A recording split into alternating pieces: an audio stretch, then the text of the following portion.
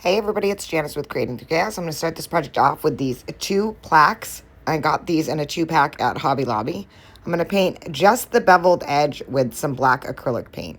I'm just using a small paintbrush, trying not to get any on the top, but it's really not a big deal if you do. And I also painted the bottom side of both of these. So once those were all painted, like I said, I painted the back sides as well. I just want to make sure that the whole project's, cohesive and everything is painted.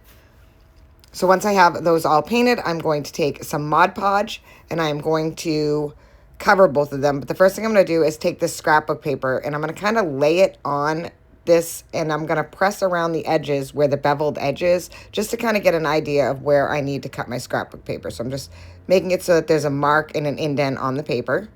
As you can see, it marked out the paper and now I know kind of where to cut. I'm going to cut as close as I can and I left a little extra just in case I messed up.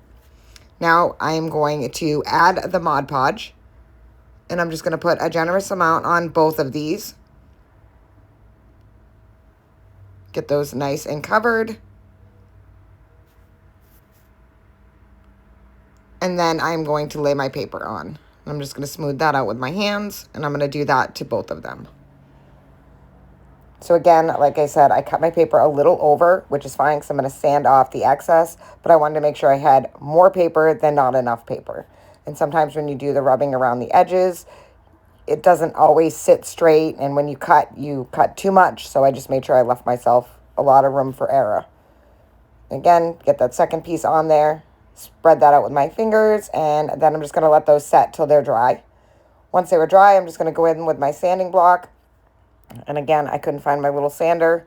I did order a new one from Amazon. Thank you to whoever reminded me because I went and did it. And I'm just going to sand around the edges and then just kind of peel off the paper. And if you need to, you can touch back up that black paint. And that's exactly what I did. So once I have those all done, I'm going to set those aside. And then I'm going to take these crates from Dollar Tree. And I'm also going to paint the outside of these. And I painted all 4 of the sides and actually all 3 sides, and I left the bottoms of them unpainted on this edge. So it's kind of hard to explain, but I did paint the bottom, but I didn't paint the one of the sides. So I guess that's how I want to explain it. So again, just covering these with the black acrylic paint. You don't have to paint the entire thing. And then I also painted the inside all the way around the edges. I did not paint the inside bottom of these because we're going to set them sideways. So the bottom is actually going to be the side. That's why I said that previously. So I'm going to do this one, and then I'm also going to do the other one. So as you can see, I've got all of that painted, and then I am just going to paint the inside edges, not the bottom. So now I have them fully painted. I am going to take some of the same scrapbook paper and I cut out 2 squares, and I'm going to put some Mod Podge in the bottom of each one of these crates.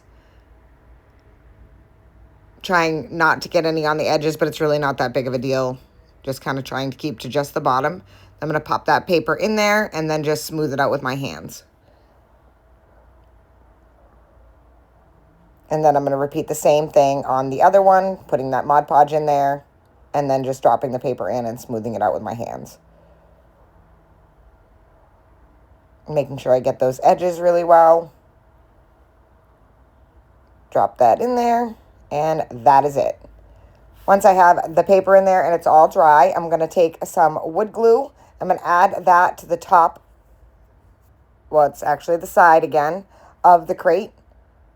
And for whatever reason, my glue didn't feel like working. Now I've got it going.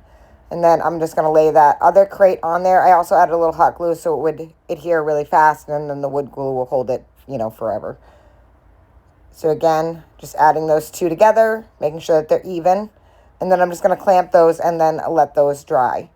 So I just took some clamps from Dollar Tree, clamped each side, and then I'm just going to let that dry. Once that was fully dry, I am going to take one of the plaques, and that's going to be my bottom. And I am going to add some wood glue and some hot glue to the side of this crate here. And then I'm going to center that onto the plaque. Just set that right in the center there. And then kind of hold it down and let it set. And then I'm going to do the same thing with the top. I'm going to add some wood glue and then add some hot glue.